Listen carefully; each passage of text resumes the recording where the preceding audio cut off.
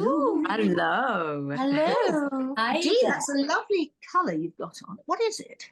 Thank you. Well, do you remember, this is the duster that you You're wearing persuaded a me to. duster? Yes, a duster. It's called a duster coat. It's an old-fashioned terminology. You're wearing a And duster. it was quite a, I had to take out a mortgage to buy it, but it really has lasted a long, long time. So it was several years ago, but it's just always lovely when it comes out, and it's warm and it's beautiful. Thank you. Is it's it very velvet? long. Is it velvet or? It is. It's velvet. Stand up and give us a. Can you stand up? 12. How long is it? Is it right? Very long. Get up on the. Can you get up on your chair, Dee? Sorry. You see? Gorgeous. Lovely. Isn't it wonderful? On the back, it's so lovely. Oh, yes. Thank you. Well, perhaps you should do the show like that so we can't see your face. Yes, I know. Probably good sometimes. Yeah. Why are they called dusters? Duster jackets. Why are they called dusters? I think I'm not sure the origin of that, but I think it was like in the 30s or 40s. That was the sort of style of the coat, the duster coat. I remember my grandmother having one actually. But it's so comfortable and lovely. I've never heard of it before. Oh, because it dusts across the ground, doesn't it? Does it dust? Maybe. Yeah, it goes across the floor. Perhaps. I'll have to look this up now. Oh no, that's ridiculous. So our guest today is the wonderful. We've tried to get her on before. In fact, last time we tried to get her on, she was in a taxi and then she was in a hotel and we couldn't get the signal. So unfortunately, we couldn't get her on the show. Do you remember that? Yeah, Nels? I do. It was difficult. Coming from Lorraine. Lorraine show. Yes, exactly. We only have the best guests. And that's why we have the wonderful Dr. Anna Kennedy. Hi. Hello. How we're, Anna? How we're? Hi there. Yeah, I'm from the northeast, but my parents are Italian, so hey. Hey. Ciao. So do you speak Italian? Do you know what? When I was little, I had a very strict Italian dad, and he always used to speak to me in Italian, and I used to answer him back in English. So, yeah, and when we went to live in Italy for 3 years, I found it so hard to speak Italian because obviously I got used to speaking in English, but I could understand everything. So I had to force myself to speak Italian. Yeah, so we lived there for 3 years in Cassino. Absolutely loved it. I didn't want to come back. But then all the family came back because there was an earthquake. So we came back. Goodness. Yeah, so that was quite scary. What, when you were there? Do you remember that? I do remember it, yeah, because my sister was a teenager at the time. I remember we were having our dinner in the evening. It was quite warm. And then all of a sudden, do you know what? I don't drink. And my mum said, try some of this Italian wine. I said, oh, I don't want. She said, no, try it. As I was sipping it, the earthquake started. I thought, this is strong stuff. But it was like God said, no, my sister you're was not going to drink. Absolutely. She's jumping up and down, and she jumped on top of me. She had her arms around my neck. I couldn't breathe. The pans and everything. We ran downstairs. It was just like really scary stuff, and like models from sort of the windows were all crashing. It was just like I wouldn't like to experience it again.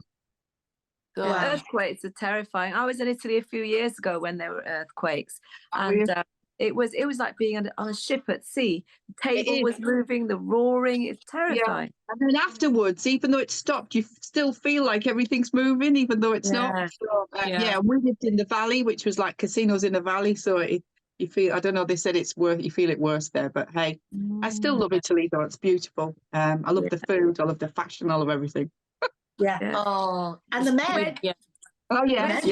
Stylish men. Every Sunday I used to see them all get dressed up when they're, looking dapper and walking down the high street, carrying these gorgeous cakes. Like they used to have like a tray of cakes with all these different custardy type cakes. They were gorgeous, and they used to walk around holding them like this. That was a long time ago, but I always remember that. There's something about, Italian men, or generally European men, I think, that they always look really smart. They always, they take care of themselves. I don't know what happened to British men. They've gone off.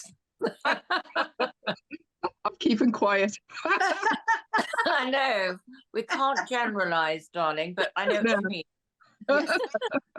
So Anna, tell us about you. We tried to get you on the show a few weeks ago, and you were in transit in a taxi. God knows where you were. It was quite funny, but we obviously thought we can't do this. We're going to have to get you in your own little house. Yeah, so I'm in the office at the minute. It's quite a small office and it's like a warehouse. So it's a charity office. So I've got two sons that are autistic. They're 33 and 30. And my husband, Sean, was diagnosed, must have been about 26, 27 years ago on the autism spectrum. So everything in our family life is supporting autistic children, families, especially now with everything that's going on, these uncertain times, the cost cutting. So I just live, breathe autism, and I've been doing it. My son was diagnosed in 1994, Patrick, and Angelo in 1997. So I didn't know anything about How old were they when they were diagnosed? Angelo was quite young. He was only 3. He had everything. He was walking, talking, eye contact, and then around the age of 3, he just lost everything. It was like someone came and took everything away from him. Like it was just like I couldn't touch him. He was fixated on patterns on the wallpaper, lost all his speech. It was just heartbreaking to have a child that was passing all the milestones. And I just thought, what is going on? But at that time, my son, he was being diagnosed for Asperger's syndrome, but apparently they knew about it when he was 4, but I didn't find out till he was 7 after he was having all these difficulties in school. So, it was quite a journey. So I didn't know anything about autism at all, apart from Dustin Hoffman and Rain Man. I've heard so many parents say that. And it's quite a journey. And to be honest, since all those years ago, 1994, 1997, it was a struggle to try and get a diagnosis, to try and find the right school. Yeah. You know, what approaches do I use for my children? Because I counted about 17, and nobody actually sits down with you and says, right, this is going to be the best approach for Angelo. This is going to be the best approach for Patrick. Because even though they were both diagnosed with autism, they're both very, very different from each other. So Patrick, he's working at Pinewood Studios now. He's been there for 5 years. He's doing really well. They're great with him. You know, they make reasonable adjustments for him. So say, for example, he finds it difficult when he's sitting in the office and it's all yak, yak, yak, yak, yak in the background. And to him, it's a lot of pointless conversation. My son loves facts. And to him, factual information is what drives him. So he's into paleontology, and he's just like, he just loves that side of it. He's into a lot of things. But so what he says to them, he says, would you mind if I put my earphones in and listen to Audible so that I can still do my work, but I don't get distracted with what's going on around him, because it really distracts him with his sensory issues. Or sometimes if he's feeling a bit overwhelmed, he'll say, "Can I just go for a walk?" So he's moved into his own place now. He's been there just over a year. So that, he's becoming as independent as he possibly can. So that's fantastic. He loves going on holiday on his own. He was premature. He was only 2 pounds when he was born. I had 2 really difficult pregnancies. I had preeclampsia and toxemia both times. So I was in hospital for a long time. And my youngest son, Angelo, is always going to need one-to-one support for the rest of his life. I've currently got a petition on at the moment, because the question at the back of every parent's mind is, who's going to look after my son or my daughter when I'm no longer around? And it's because there's so many horror stories that you hear of. You see them on the television, mental health, where, they might have gone into crisis and then they're put into a hospital like 200, 300 miles away. And, they're looked after by people who've never looked after someone with autism before. So that is the question at the back of everyone's mind. So I've currently got a petition that I'm going to deliver to Downing Street very soon. So if anyone wants to sign it, it's www.change.org/Anna petition. So if you want to sign it, please do, because there's so many parents out there that are really worried about who's going to look after their kids when they're no longer around. Do you know, Anna, I must put you in touch with David and Carrie Grant, because they supporters of our charity. David is actually a judge. We've got something called the Autism Hero Awards in a couple of weeks, and David was one of our judges. He's been to many of our events, and so's Carrie. They're great. They're fantastic. They're really amazing. For a long time. They call me the Queen of Autism. Do they? Oh, fantastic. Well, because, Carrie was recently diagnosed with She autism. was. She told me when she was, and she said, I don't want to tell anyone yet. She said, just keep it to yourself. So I did. Yeah. She said, I need to get my head around it. So, Yeah. and I totally get that. And do you know what? There's more and more women being diagnosed on the spectrum because of Yeah. people like Carrie and Christine McGuinness and various other people. You know, they feel that, wow, I wonder if that's me. And then what happens is once they get a diagnosis, some of them don't even want to do anything with it. They just want to know. Or when they do find out, they feel like this weight has been lifted from their shoulders. I spoke to a gentleman that was 75. I was just going to say, what kind of symptoms would you have that you feel that you need to be tested? I mean, somebody like Carrie, she's been very, very successful and everything, you know, she's just an amazing, very talented lady. What would have made her think, I need to be tested for that? What kind of symptoms would you have? It's obviously, there's a saying, if you've met one person with autism, you've met one person with autism, okay? So everyone is very different from each other. So how it manifests in one person, it would manifest differently in another. But what they say is the basics are they find it difficult with social interaction and communication. And what Carrie said is that she felt like she didn't fit in, basically, throughout her life, and she couldn't put a finger on it. And I've spoken to many, even like at school, they found it difficult, that, you know, they weren't in with the in crowd. They might be fixated on specific topics. Like, for example, my son, when he was younger, it was Thomas the Tank Engine, which is quite a big thing for kids when they were younger at that time when Thomas was popular. And there's done some research on that. So if people are interested, you know, type in Thomas the Tank Engine and autism, and you'll see why kids are so fixated. But they get fixated. They also become like mini experts on particular topics. So I'm not quite sure what the topic would have been when Carrie was younger, but all her kids as well are very much neurodivergent is the terminology that people are using at the moment. So it could be that she had difficulties with social interaction at the time. It could be that she couldn't read situations. I'll give you an example. There's a young man that used to be at a home that we were at, and he was desperate for a girlfriend. So his carer went out with him and sort of they did role play first, what you would say to a girl, you know, how you would approach her and all the rest of it. So he saw this girl at the bar.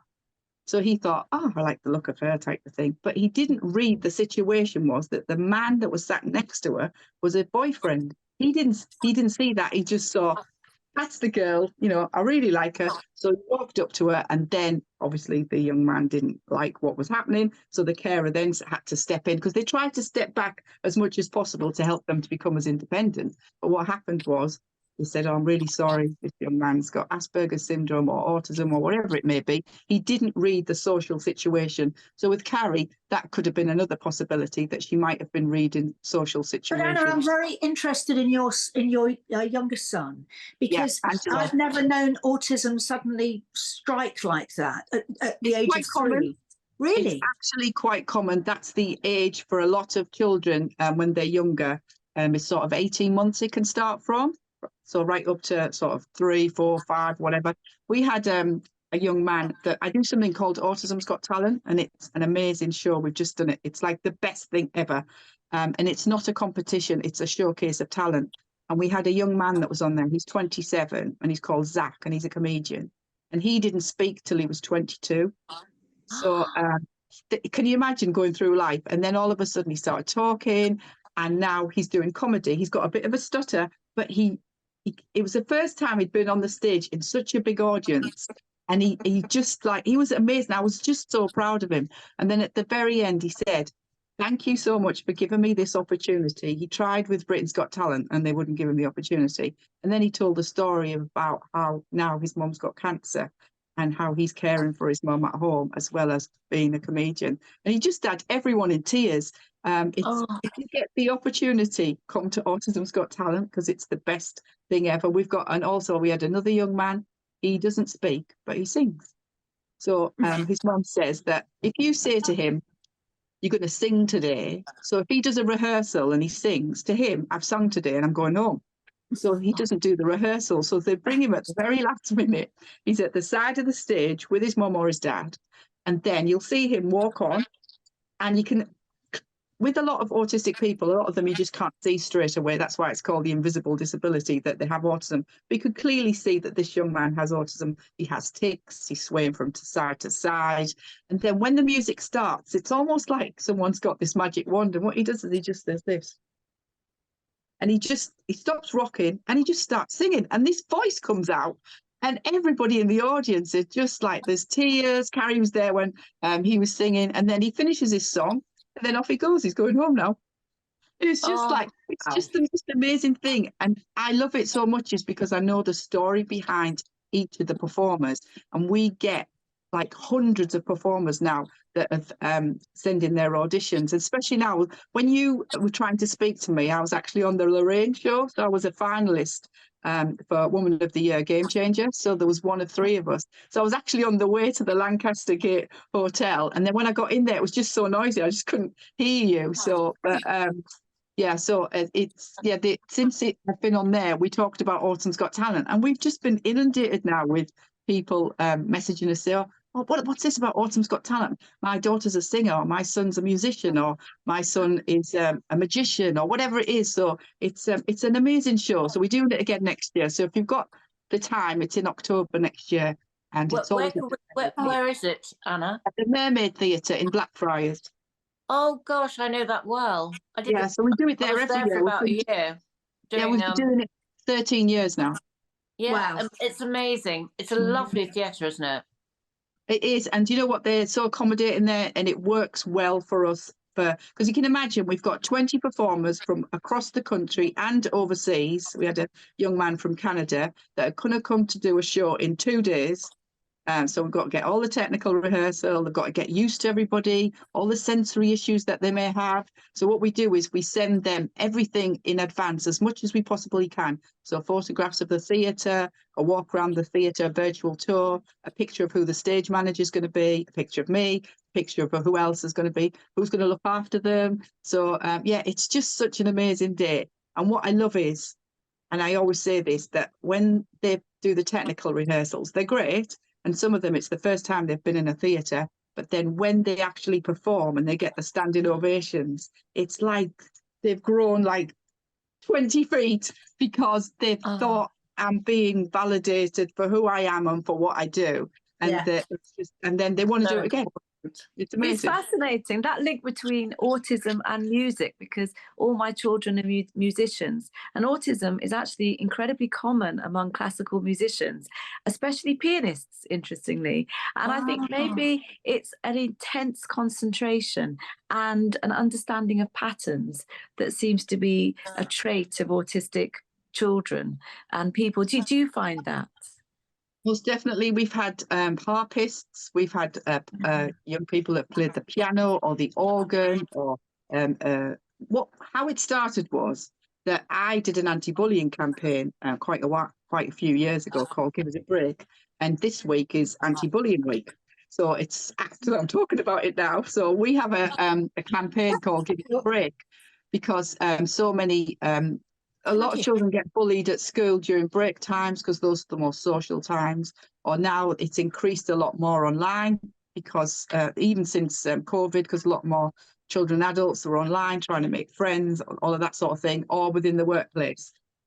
So I set up a campaign called Give Us a Break, and I started with the NSPCC with Esther Ranson and also with the Anti-Bullying Alliance. And we've continued to keep that strapline, Give Us a Break. So the NSPCC at that time, so many years ago, I think it was about 13 years ago, had no information whatsoever on autism. So there was a young man called James Hobley that was actually on Britain's Got Talent. And he got into the last 7 of Britain's Got Talent. And David Hasselhoff took a bit of a shine to him. So he talked about his anti-bullying campaign and how he got bullied as well. This young man called James, who was a ballet dancer, amazing now. And he's with a ballet company. And they said that during that particular week, the teachers, they'd never had so many hits from teachers and schools on autism because there was more and more children being identified all those years ago, like 13, 14 years ago. So, yeah, so that's how the Autism's Got Talent started, because then people started sending me stories of their kids being bullied, but then also they were turning to the performing arts. So they were looking on YouTube, how do I play the piano? How do I play the guitar? how do I become a magician? And all these videos started coming in, and they were amazing. I thought we have to do something with this. And at that time, I met Debbie Moore from Pineapple, and I was at an event. And I'm of the opinion ever since I've started doing all this work, you don't ask, you don't get. So I approached her and I just said, "Hi, I'm Anna. I've got this idea." And she said, "Come and see me." So I did. So then she introduced me to Maggie from Pineapple Performing Arts School. And since then, we've been doing Autism's Got Talent. She said, "I want to be part of this." And she now gives us scholarships as well for some of our performers.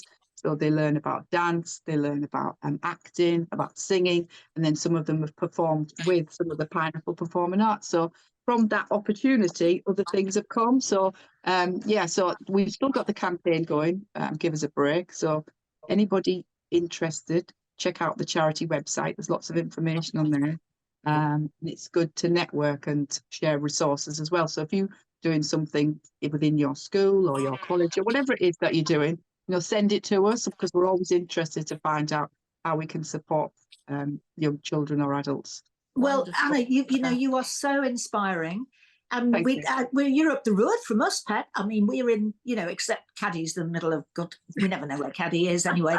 She's usually in a hotel room or in another country. But we'd love to, have you on again, because you've been absolutely fantastic guest. Oh, thank you. Well worth waiting for.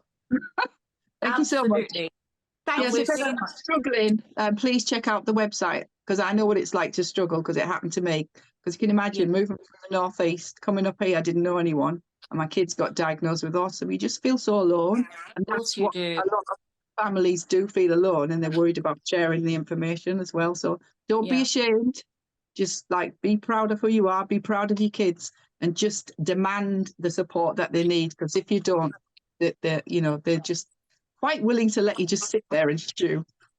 Yeah, absolutely. Thank you so much, Anna. Sorry. Autism Has Got Talent. You could go onto the website and apply for that too, can't you? Yeah, it's the auditions are open now until May next year. We've already had loads in already, and we only just had it a few weeks ago. Amazing. Thank you. Brilliant. Thank you, Anna. everyone. Thanks for giving me the opportunity. Bye. Bye. Bye. Bye. That was so interesting. What an incredible woman.